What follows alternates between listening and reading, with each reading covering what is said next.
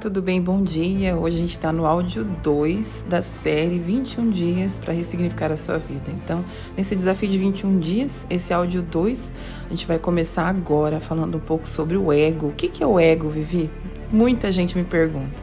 Meu nome é Viviane Siqueira, sou psicanalista e vou ensinar um pouquinho a você como funciona esse tão estranho e tão falado ego.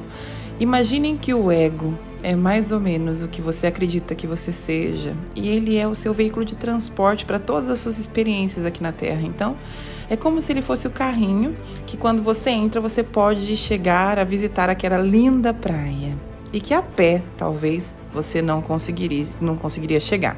Então, o ego é um instrumento necessário para as nossas vivências. Se tratando do ego, a gente vai ter várias configurações na literatura. Neste caso, desse ego, eu não estou falando especificamente da abordagem freudiana, por exemplo, psicanalítica, mas estou falando do ego num contexto geral. Então, o ego seria praticamente a pessoa que você usa como mecanismo de defesa para defender a sua essência. Então, desde que você é pequenininho, quando você nasce perfeito, alegre, feliz. E aí vem, ao longo do tempo, das suas decepções e experiências negativas com o meio, formando um mecanismo de defesa, como se fosse uma modelagem sobre a sua essência. Eu não posso ser assim, não posso ser assado. Então, começam a adentrar os mecanismos de defesa. A gente começa a ter uns mecanismos para se defender do meio, de forma que o ego ele serve como um guardião do nosso grande castelo, vamos pensar assim, tá? Convido você, se não leu ainda, a ler o livro O Cavaleiro Preso na Armadura, que eu acho que é sensacional e pode te dar uma abordagem bem clara sobre isso. Então, imagina que nós temos o self, que é a nossa personalidade verdadeira, nossa essência, e temos o ego. Esse eixo self-ego deve ser calibrado ao longo da tua vida. Então, é um processo, é um caminho, é um processo doloroso, inclusive, que envolve tentativas contínuas da gente como indivíduo estudar e adquirir entendimento sobre as nossas próprias experiências. Então, como é que a gente lê as nossas experiências é mais importante do que veramente o que aconteceu. É como você lê que vai determinar como é que você vai ver a vida, tá? Então, e acabar desenvolvendo atitudes saudáveis a partir dessa reconciliação das forças opostas, né? Na personalidade. A gente chama isso de transcendência, né? A pessoa, nesse período, ela é atormentada por crises. É muito comum que quando a gente começa a trabalhar o ego de uma pessoa, vem muitas crises, né? E o ego, ele possui doenças.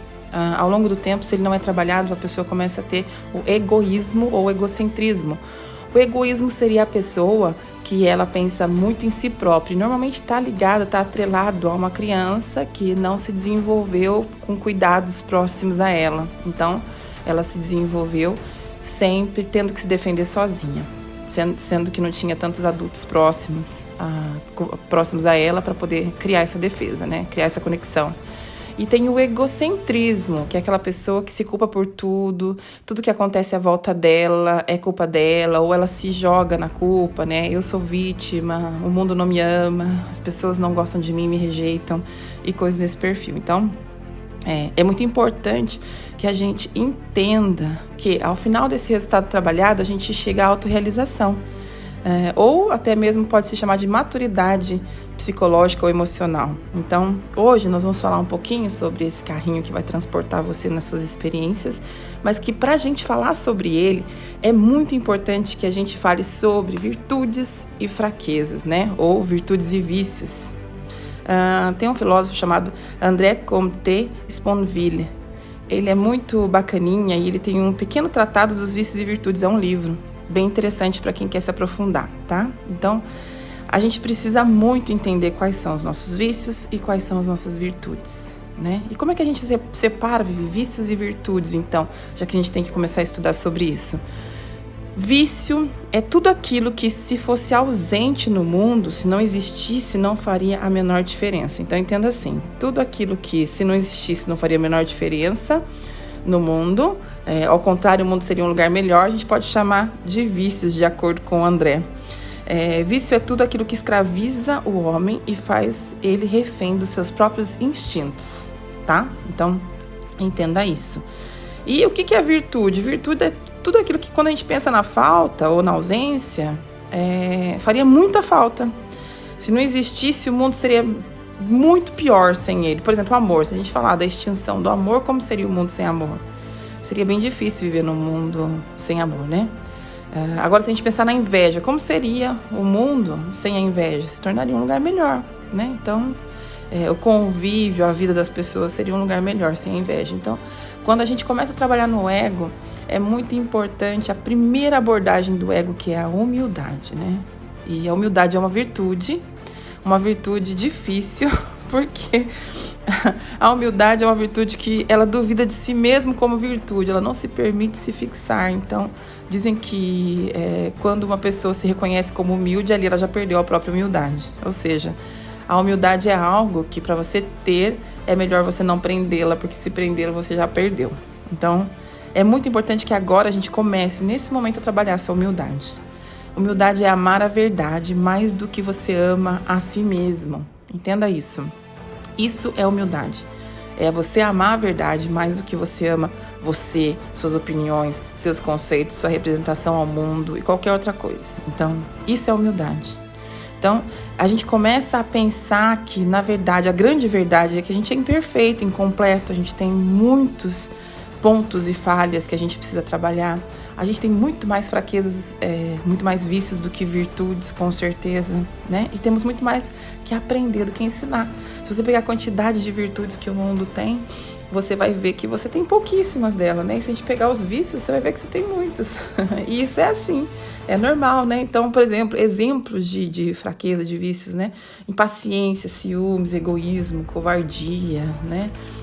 Acomodação, agressividade, ambição, enfim, uma lista grande que nós vamos fazer uma meditação com vocês ao final, que vai dar para você ter uma certeza maior desses reconhecimentos. E a partir do reconhecimento, a gente começa a ter humildade para reconhecer essas fraquezas, esses vícios que nós possuímos, amortecedores que a gente possui, para poder, a partir daí, a gente trabalhar a gente mesmo. Então, esse é o primeiro passo, né? Eu quero que você entenda que o primeiro passo realmente é você reconhecer, né?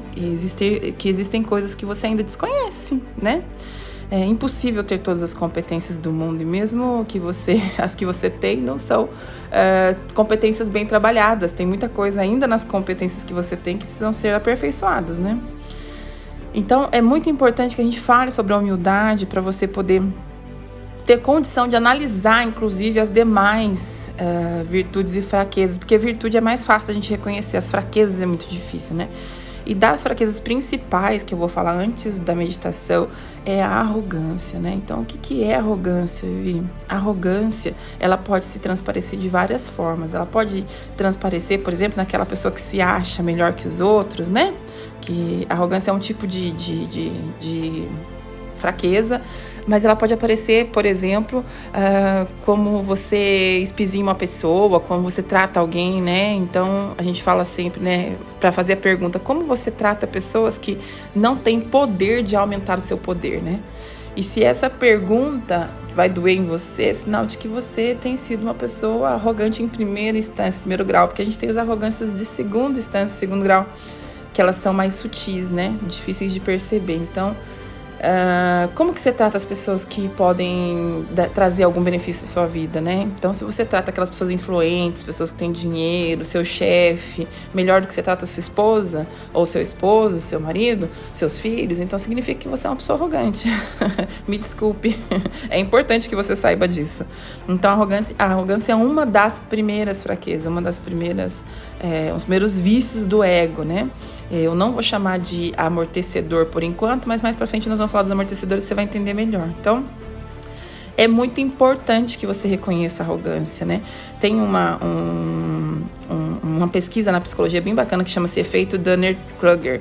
E esse efeito Dunning-Kruger, ele fala sobre quanto mais incompetente é uma pessoa, mais ela se sente competente, mais ela se acha competente, né?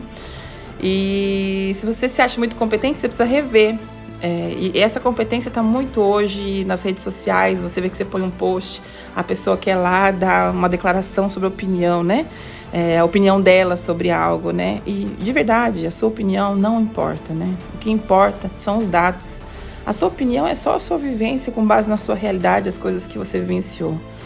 E não saber é muito importante para dar lugar à sabedoria, para dar lugar ao conhecimento, né? Você não deve se pronunciar sobre algo que você não tem domínio, que você nunca estudou, que você nunca viu. Então, um curso de final de semana não vai dar a você ferramentas que são necessárias para você poder instruir pessoas ou coisas desse tipo. Você pode passar a sua experiência, mas não pode dizer que aquilo é uma verdade, né? Passar a sua experiência não significa determinar aquilo como conceito, né?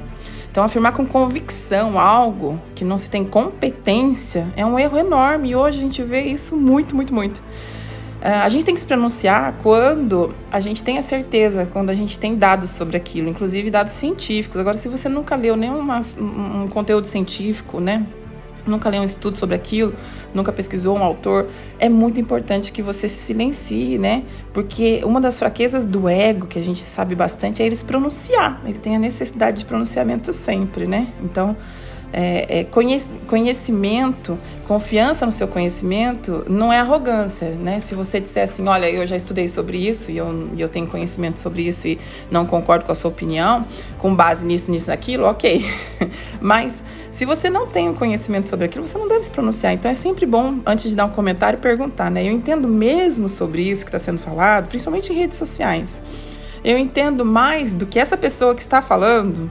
Eu estudei mais que ela, né? Ou com mais qualidade do que ela. Se não, a gente deve escalar, né? Porque tem, nossa, tantas coisas, tantos comentários que são totalmente inúteis e que são só egóicos, só mostram o tamanho do ego da pessoa e o tamanho do efeito Dunning-Kruger que a gente vê nas pessoas. E acaba ficando até ruim para a própria pessoa que está ali naquele comentário, né? Então, você não pode amar mais a si mesmo do que a verdade. Agora eu vou te convidar a fazer uma reflexão. E ao invés de você criticar, ficar com raiva, né? Vai ler a respeito, vai se informar, vai estudar para você ver, né? O Google hoje não é a melhor forma de você estudar, porque existem artigos, livros que vão te trazer mais sabedoria, mais conhecimento, né? E aí a gente tem o outro arrogante que é sutil. É aquelas pessoas que se recusam a mudar. Esse é o meu jeito, esse é meu gênio, essa é a minha personalidade, eu nasci assim, né? A Carol Dweck, ela fala que a mentalidade fixa seria igual a síndrome da Gabriela, que a gente chama em consultório, né? Então, o que acontece, né? O bacana do conhecimento é você poder reconhecer a sua ignorância. É falar, nossa, que curioso isso, que interessante, né? Isso que é o mais gostoso. Saber que você vive mal com aquela situação, né?